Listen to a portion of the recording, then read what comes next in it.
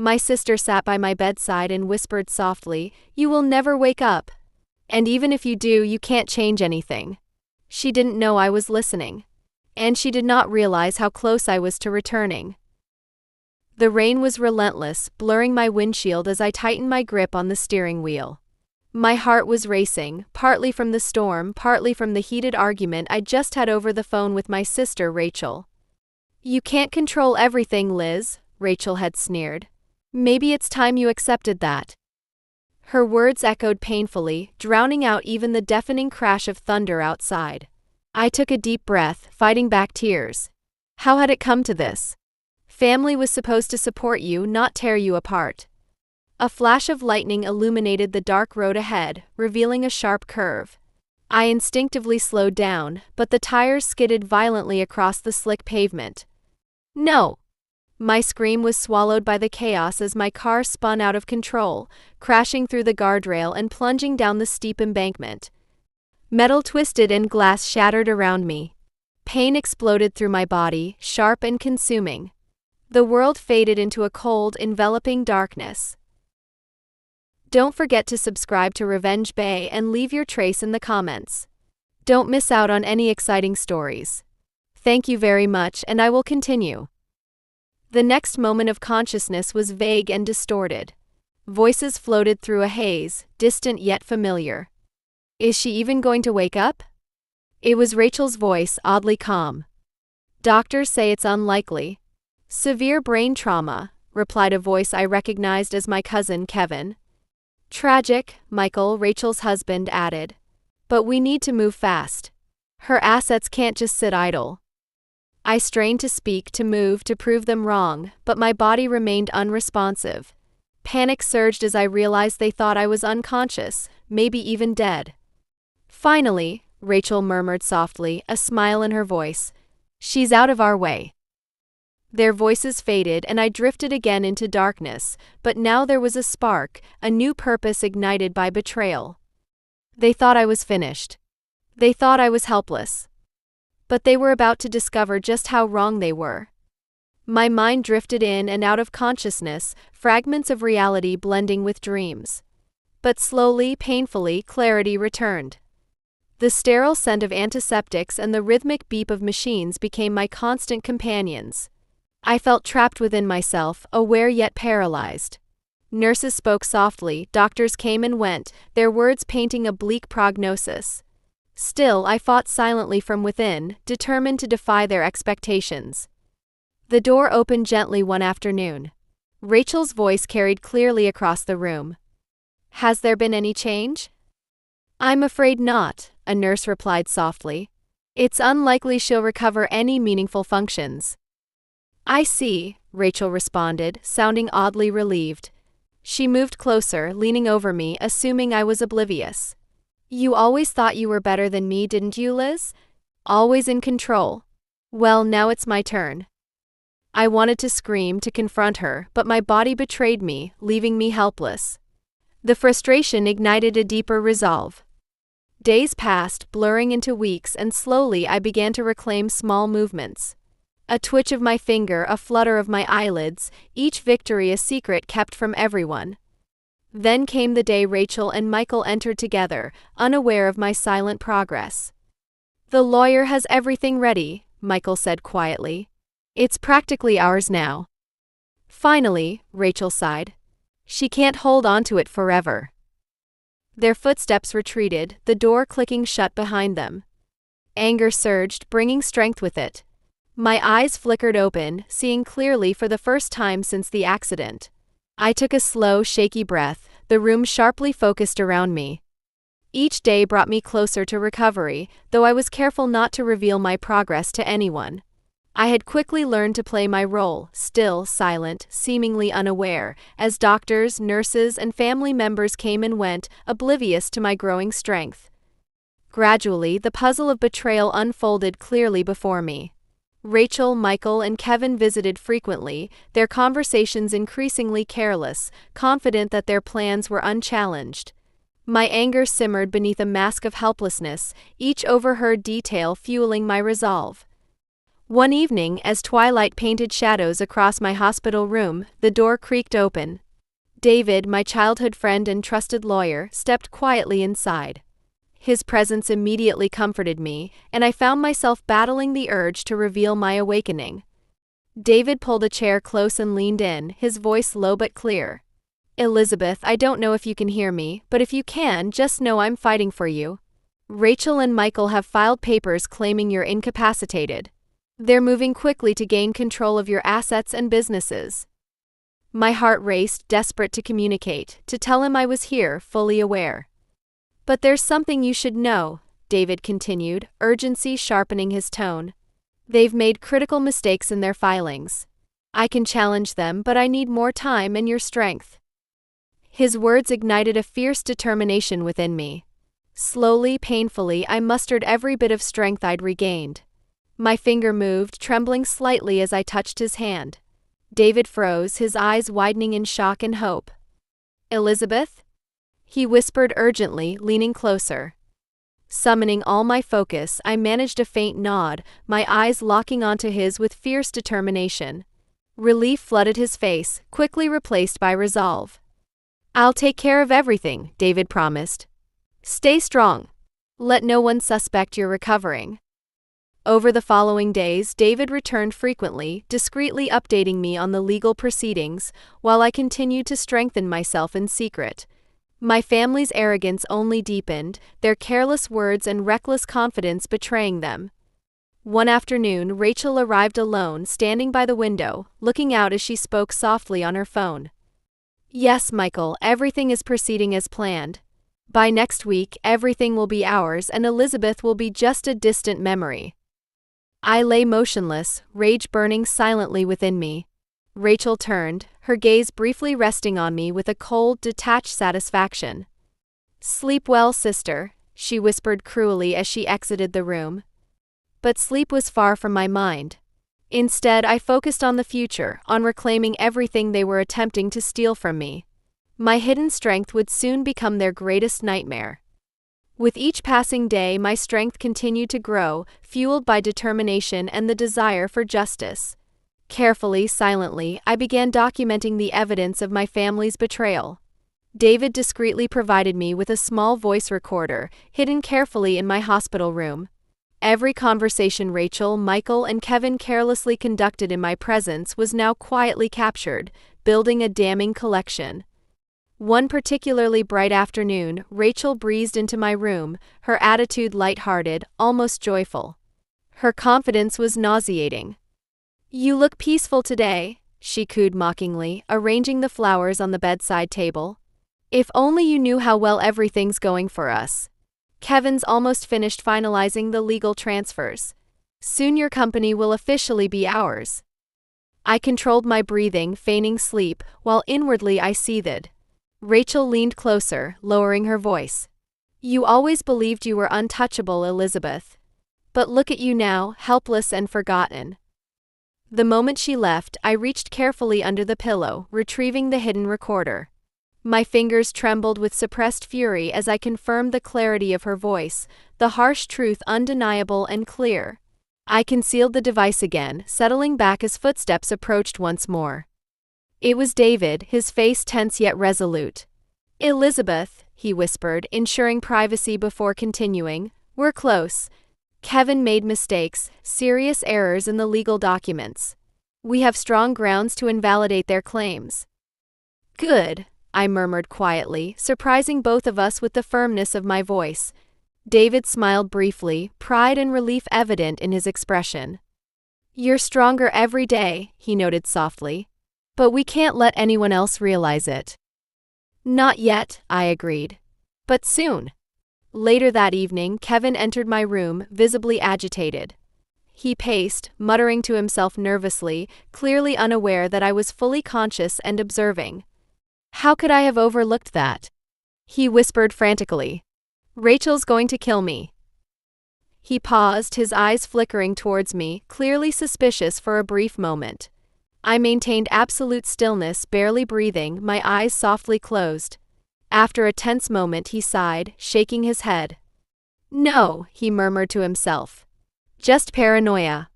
She's nothing now. After Kevin departed, I smiled to myself, feeling stronger than ever. Each passing hour brought my plan closer to fruition, each careless word further solidifying their downfall. They believed I was defenseless, but they would soon realize the truth. They had underestimated me for the last time.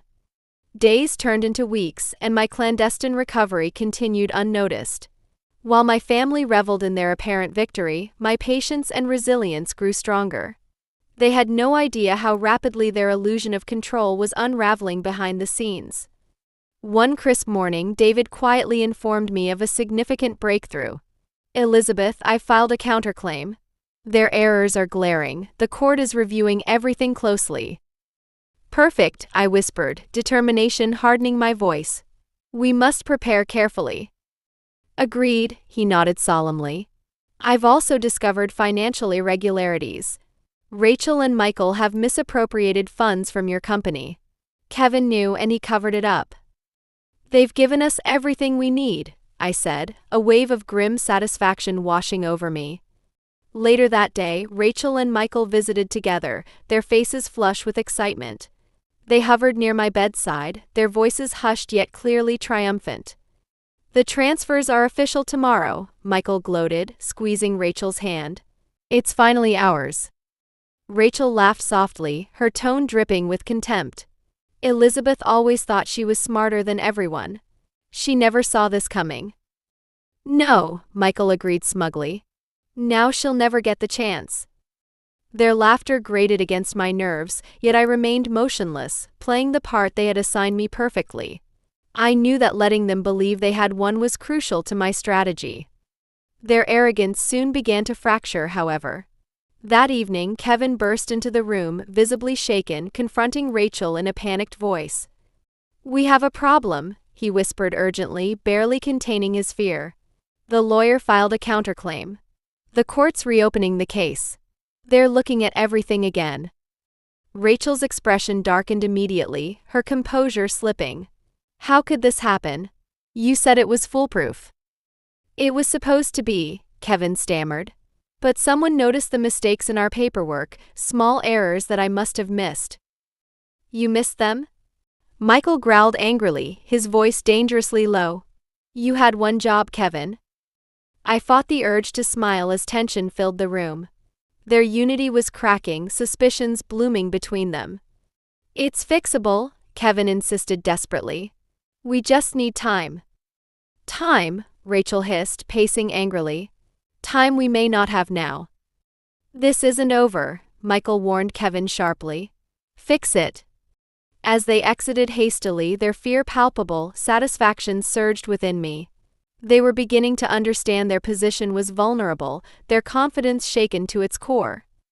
Their world was beginning to crumble, and I was the one pulling the strings. My secret progress continued swiftly, hidden behind the perfect facade of frailty. The more strength I gained, the clearer my vision of justice became. But now the stakes were higher. Rachel, Michael, and Kevin were on edge, their paranoia intensifying daily. David visited frequently, meticulously updating me on every legal development and discreetly gathering additional evidence. One afternoon, he arrived carrying a briefcase filled with critical documents. "Elizabeth," he began, setting the briefcase down carefully, "we have irrefutable proof of fraud and conspiracy. Everything they've done, the misappropriations, falsified documents, it's all here." I reached out slowly, examining the papers. Each page strengthened my resolve. "They need to pay for what they've done," I said, my voice firm with conviction. "They will," David promised. "But timing is crucial. We must remain cautious." As our strategy took shape, Rachel and Michael's behavior became increasingly erratic, their facade crumbling visibly. Kevin, trapped by his failures, became their scapegoat. One evening, as darkness crept through the hospital windows, I overheard a heated confrontation between Kevin and Rachel in the corridor outside my room. "You've ruined everything." Rachel spat venomously, her voice shaking with rage. "All you had to do was manage some simple documents and you failed." Kevin's voice trembled with fear. "I didn't mean to, it was an honest mistake." "Mistake?" Michael's voice was sharp and cold. Your mistake could cost us everything. Please, Kevin pleaded, his voice desperate. Let me fix this. I can talk to the lawyer. I can make things right. Rachel scoffed bitterly. You've done enough damage. Stay out of it, Kevin. If Elizabeth's lawyer gets wind of your involvement, we're all finished.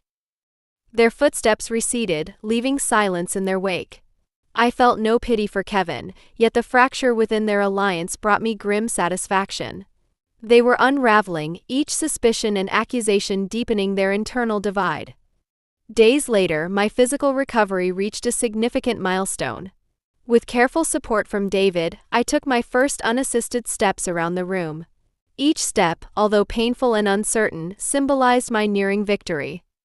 You're doing amazingly, David encouraged softly, pride in his eyes. They won't know what hit them. I can't wait to see their faces, I admitted quietly, when they finally realize their fatal mistake. That evening, Rachel entered my room unexpectedly, alone this time. Her usually confident demeanor was noticeably shaken.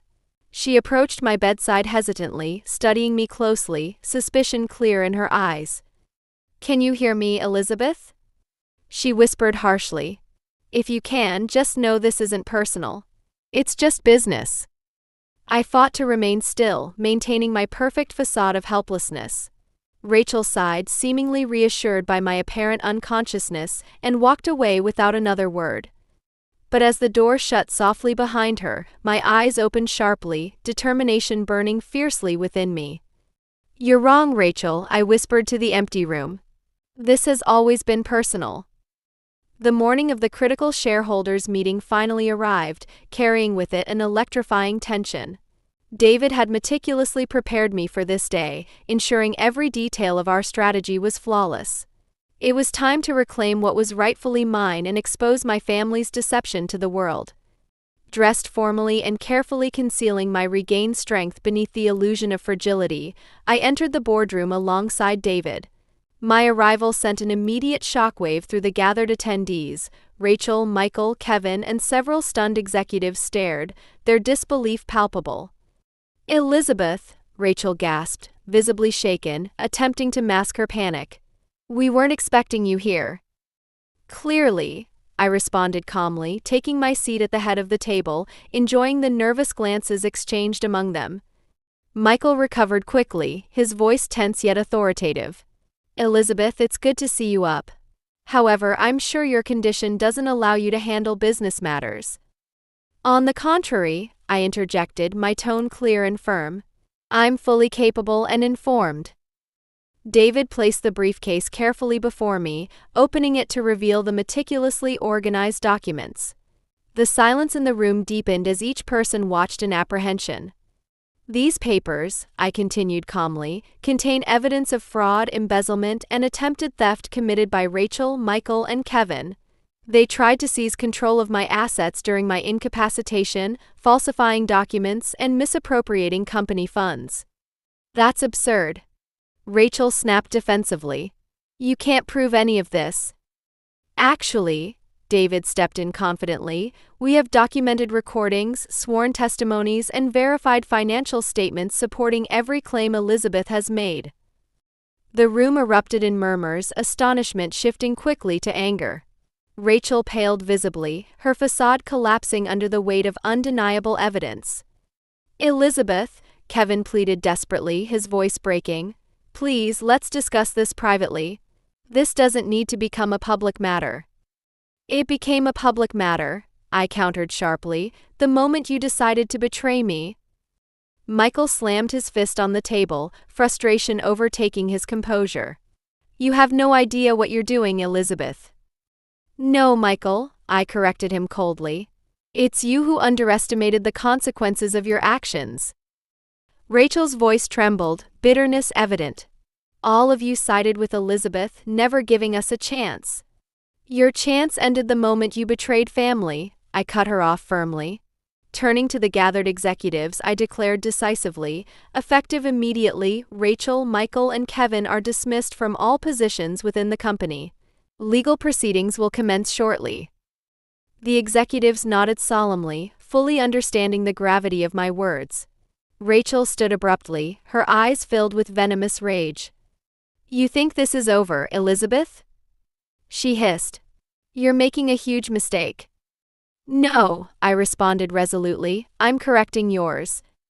As the disgraced trio exited in defeat, a sense of justice and relief filled me. I glanced at David, sharing a brief, triumphant smile.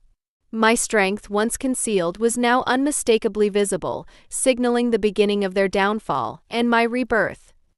Following the dramatic revelations at the shareholders' meeting, life quickly shifted into a whirlwind of legal proceedings and media attention.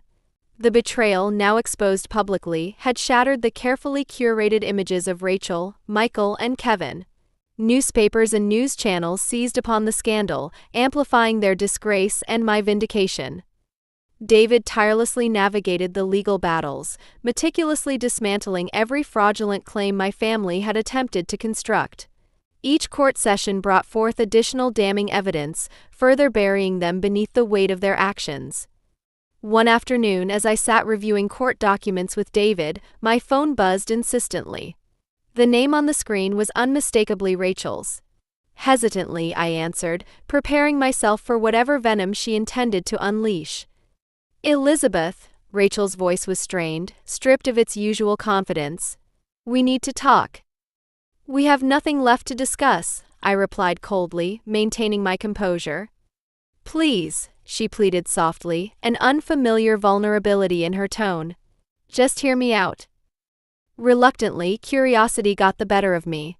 "Fine. Speak." Rachel sighed deeply, sounding genuinely remorseful for the first time. "Elizabeth, we never intended things to go this far. It just spiraled out of control." "You mean you never intended to get caught?" I corrected, bitterness coloring my voice. "I know how it looks," she admitted. "But family means something, Elizabeth. Can we find a way past this?" A heavy silence filled the line. Memories flashed before my eyes, moments of laughter, trust, and shared childhood. Yet overshadowing them were vivid recollections of betrayal, deception, and ruthless greed. "Family meant something to me," I finally replied, my voice firm and unwavering. "But you shattered that when you decided money was worth more than loyalty." Rachel's voice cracked, desperation evident. "Elizabeth, we've lost everything. The company, our reputations, our futures. Isn't that enough?" "That was the price of your choices," I said steadily, refusing to waver. "We're family," she whispered, sounding genuinely broken. "Doesn't that count for anything?" I hesitated only briefly before responding with conviction. "It counted for everything before you proved it meant nothing to you." Ending the call, I sat quietly, processing the weight of our conversation. David watched silently, concern in his eyes. "Are you okay?" he asked gently. "I am," I assured him softly. "But forgiveness doesn't mean ignoring accountability. They chose their path, and now they must face its consequences." He nodded respectfully, understanding my resolve. "Justice is rarely easy, Elizabeth, but it's necessary." "Yes," I agreed quietly, feeling a sense of peace in my decision. "It's finally time to move forward." As the courtroom doors opened the following day, Rachel, Michael, and Kevin stood solemnly, faces etched with shame and regret. The verdict, delivered swiftly and decisively in my favor, marked a definitive end to their schemes. Walking out of the courtroom, I breathed deeply, embracing the newfound freedom and strength I had reclaimed. Their betrayal had changed everything, but I had emerged stronger, wiser, and ready to rebuild my life on my own terms. With the legal battles finally behind me, I stood in my office, gazing thoughtfully at the skyline stretching far beyond the city. It had been months of struggle, pain, betrayal, and ultimately triumph. Now, quiet enveloped the room, bringing a sense of calm I'd nearly forgotten existed. David walked in softly, interrupting my reverie. "Everything's finalized, Elizabeth," he announced gently, holding a thick envelope. "All legal matters have been settled. The company is fully under your control again." I smiled gratefully, accepting the documents. "I couldn't have done this without you, David." He nodded humbly, sincerity clear in his eyes. "You did the hardest part. You fought and stood firm. You deserve this moment." We shared a quiet pause, the weight of the past battles slowly lifting. David hesitated slightly before continuing, his tone cautious. Rachel reached out again. She asked me to pass along a message. My heart tensed slightly, memories of betrayal still fresh. What did she say? He took a breath, choosing his words carefully. She asked for forgiveness, said that she finally realized the true impact of her choices. I remained silent for a long moment, absorbing the depth of her message. Forgiveness, I mused softly, is something I'll need time to consider. But I can't let anger define my future. David nodded understandingly. Whatever you decide, make sure it's what's right for you. Later that evening, as the sun cast golden hues across the cityscape, I sat down, penning a short, heartfelt note to Rachel. Rachel, your actions changed our lives forever. I've come to accept that betrayal, though painful, taught me about resilience, strength, and the importance of loyalty. I cannot promise forgiveness today, but I wish you peace, and perhaps in time we both might heal. With the letter sealed, a profound sense of relief washed over me, knowing I'd taken the first step towards true healing. From here, my path forward would be defined not by past grievances but by the strength and wisdom I'd gained. As days turned into weeks, I began to reshape my company, building a team founded on integrity and trust. Life flourished around me, new friendships blossomed, and old wounds slowly healed. With David's steady support and genuine camaraderie, I gradually rediscovered joy and purpose. One bright afternoon, standing on my office balcony, a feeling of genuine freedom embraced me. I had faced darkness and emerged stronger. The future lay before me, open and full of promise, ready for a fresh start. In that quiet moment, gazing across the expansive horizon, I realized something powerful and true. My story wasn't about revenge or victory, it was about reclaiming myself, honoring my strength, and embracing life with courage and grace. And now, finally, I was ready to begin again. And now I would like to hear your opinion. Who really did wrong in this story? Write your versions in the comments. Do you want your story to be broadcast on the channel? Write it in the comments or send it to me at the email address listed in the channel description.